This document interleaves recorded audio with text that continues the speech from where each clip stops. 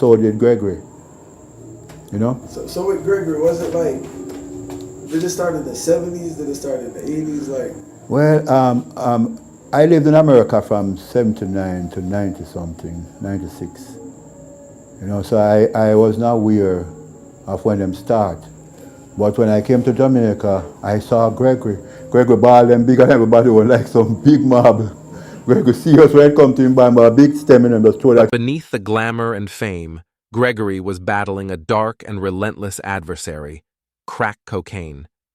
His addiction would prove to be the most challenging and tragic chapter in his life and lead to his untimely death at the age of 59.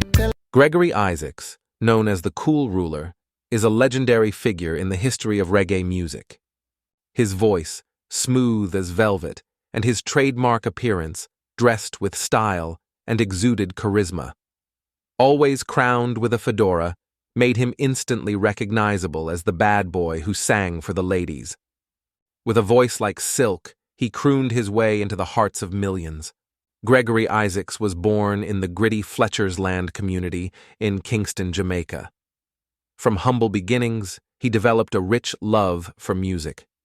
In 1968, he made his recording debut as Winston Sinclair under the alias Winston Sinclair. His debut single, Another Heartache, produced by Byron Lee, marked the start of a remarkable journey.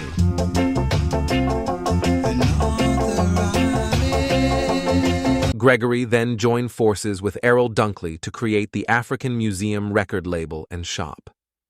It was here that history was made with My Only Lover, credited as the first lovers rock record ever made. Gregory recorded for various producers in the 70s and had chart toppers like Love Is Overdue.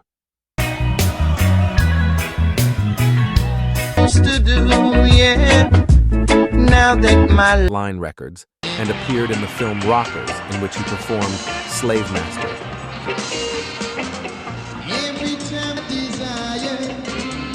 However, his breakthrough in the UK came when he joined forces with Dennis Brown, who had already established his label, DEB Records, in London.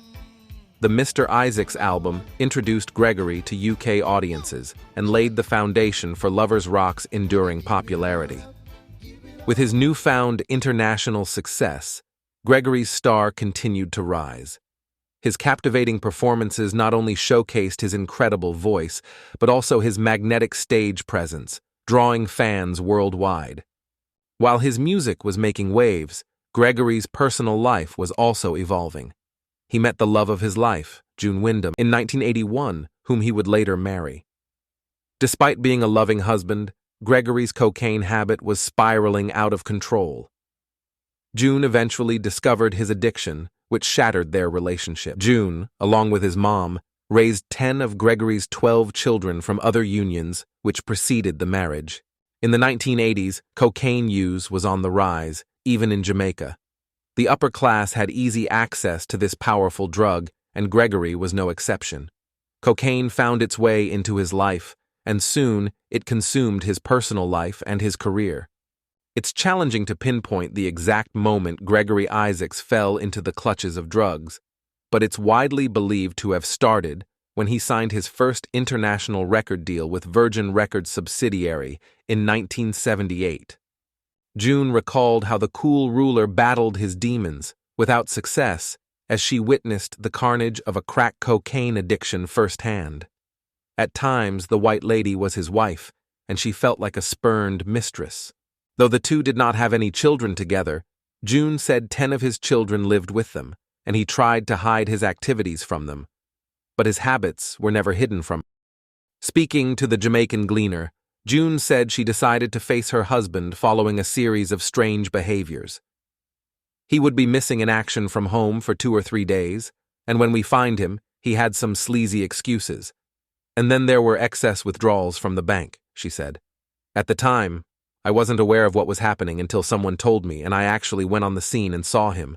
I was shocked, but not too shocked, because when I heard of cocaine, I didn't know what it was. It was regarded as an elite. She would eventually realize D-drugs' effects in multiple ways, as she explains that Gregory's way of life soon transformed. He had a lot of new friends, a new lifestyle, and I noticed that a lot of money was disappearing. I was managing the African Museum, his record store, established with his friend Errol Dunkley, and some mornings I would notice that large sums of money was being taken, and it was by him, Mrs. Isaacs recalled.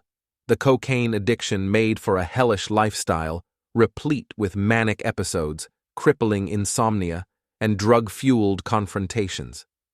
When confronted, he would get mad. The mood swings were many, and on many occasions I had to just leave. But with 10 kids at home, I still had to run back to them, and he wouldn't sleep at all, she said. June tried to put her foot down and force him out of a life of addiction with a combination of tough love and gentle coaxing.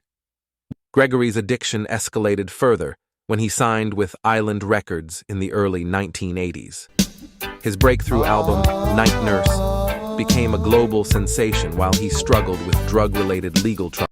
He served a 6-month prison sentence in Kingston in 1982 for possession of unlicensed firearms.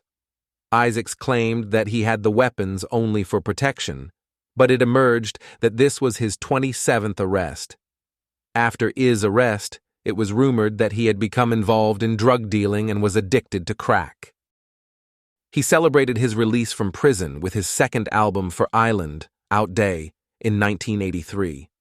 When his contract with Island Records ended, Isaacs returned in 1984 with the Cool Ruler Come Again single and began a period of prolific recording, collaborating with various producers. He gave us hits like Rumors Them Spreading and Mind You Dis, showcasing his enduring talent while trying to silence the rumors that was going on involving him smuggling drugs and his crack addiction. In 1987, Gregory was arrested again, this time for cocaine possession, and a part of his sentence was to go through rehabilitation, something that proved fruitful. Despite sporadic attempts at recovery, cocaine continued to dominate Gregory's life.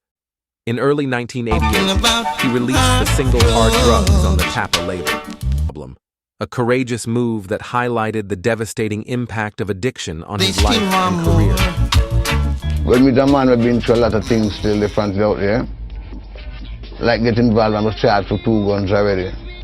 You know, reach a gun court and GP and all those places, and, you know, and get involved with drugs already different scene. It's the greatest college that I ever got, but the most expensive school fee I ever paid was Cocaine High School, and I learned a lot from it. There's one thing I'd like to say to use them, you know, see it, it's a drugs, but if you keep it from that, you know, see it, I've been treated different, I know the roads different, the scene.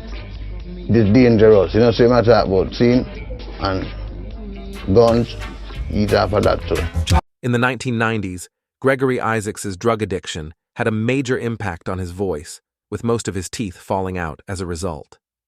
By the end of the 90s, Gregory's health was in severe decline. In 2007, in a shocking turn of events, he shaved his dreadlocks, his once signature hairstyle.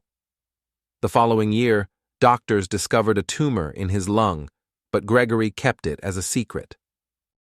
In 2008, Isaacs released a new studio album, Brand New Me, which was nominated for the Grammy Awards for 2010. The album received positive reviews from critics. Reggae Vibes wrote, "Gregory is back, and how?